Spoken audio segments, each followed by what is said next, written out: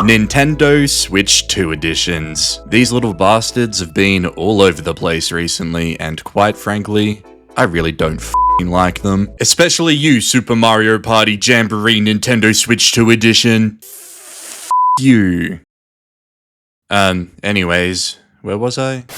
These games, in my opinion at least, perfectly encapsulate everything that's currently wrong with the Nintendo Switch 2 generation. Most of these games can be described as overpriced ports with minimal additional content, and because of that, it just feels like Nintendo is trying to rip us off and milk us for every penny we have at the moment. Case in point is the Super Mario Party Jamboree Switch 2 edition. For an additional $20, you get a game that released only in October of 2024, so it's not even that old of a game, and quite frankly, the original Switch version of the game runs perfectly fine and doesn't really need a graphical upgrade in my opinion. But putting that aside, for the extra $20, you get Jamboree TV, which just adds in some stupid functionality using the Switch 2 microphone and the camera, and in addition to that, a couple of other mini-game options with Bowser Live and the Carnival Coaster, which just looks like some bullshit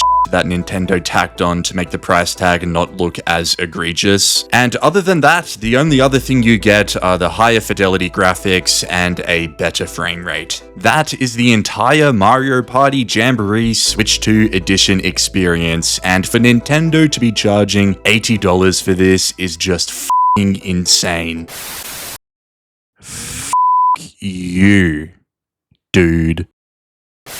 And look, I could probably go on like this about every Nintendo Switch 2 edition game out there. At least the ones that Nintendo are charging for. I should really clarify that, because there are a bunch of games out there that have received graphical upgrades for the Nintendo Switch 2 that were completely free, and that is awesome. I think games like Super Mario Odyssey, Pokemon Scarlet and Violet, and I'm sure a bunch of other games all received free graphical improvements for the Switch 2, which is fantastic, but it's also just the bare minimum for what I was expecting from the Switch 2 anyways, so the fact that only some of these upgrades are free whilst others have a $20 price tag attached to them is just so annoying, particularly for games like The Legend of Zelda Breath of the Wild and Tears of the Kingdom. These are two of the best games that came out for the Nintendo Switch. However, one of the biggest criticisms for them was around their performance, because both of these games really did push the Nintendo Switch's hardware to its absolute limits, and as a result of that, there are moments in both of these games where you experience some quite significant frame drops, and that does take away a little bit from the experience. So a lot of people really did have their fingers crossed that Nintendo's next generation console would be able to play games like this to their true potential, and the Nintendo Switch 2 can do that. However, it is of course behind a paywall, which again frustrates me, because I feel like if there are games that were released on the Switch that just desperately needed the extra power, and it actually did inhibit the experience quite significantly, that should be something that is provided to Switch 2 owners for free. I don't know if I'm just crazy for feeling that way, but I think the fact that if you want to play Breath of the Wild with a consistent and high frame rate, you have to pay an additional price tag on top of its original cost is just absurd, and it rubs me the wrong way, particularly since this game came out so long ago. I feel like the Nintendo of old would have not put an extra price tag on this, but would have instead just gave it for free as part of the Nintendo Switch 2's package, which would in turn increase some demand for the console, because it not only plays new Nintendo games, but also plays your original Switch games to a higher graphical fidelity for free. And that's all included in the console price that you pay when you buy the system. Wouldn't that just be nice?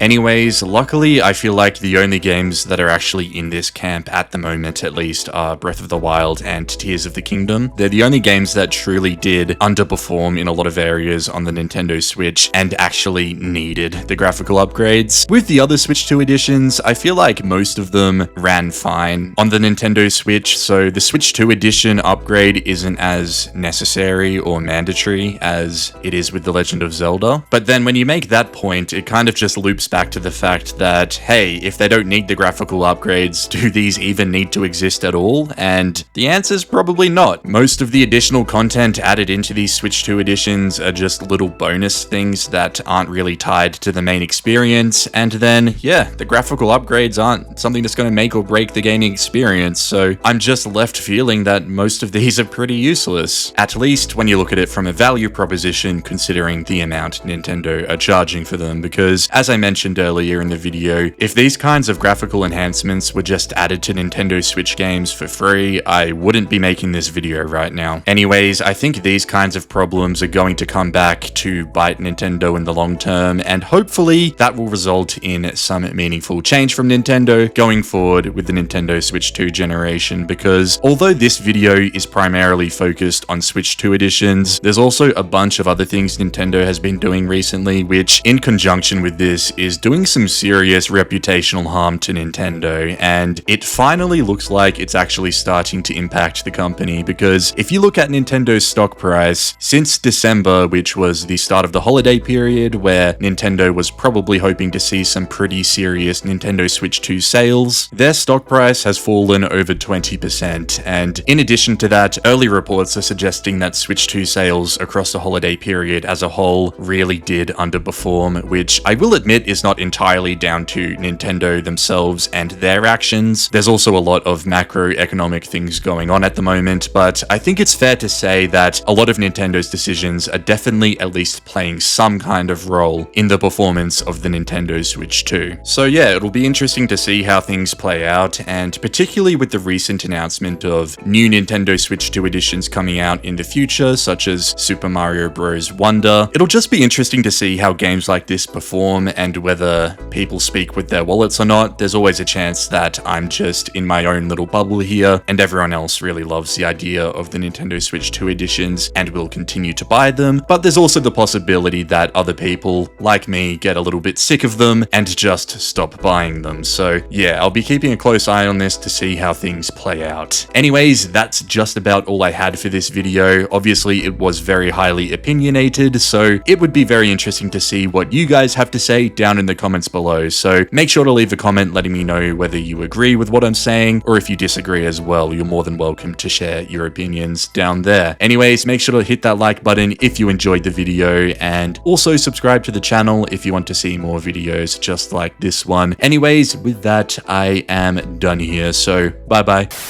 This video was sponsored by me, and this section here is purely in the video to get me past the 8-minute mark so I can add multiple ads to this video. So if you're still watching this, please enjoy this filler that I am recording right now for your entertainment. Let's keep this rolling, keep it going. Almost there, almost.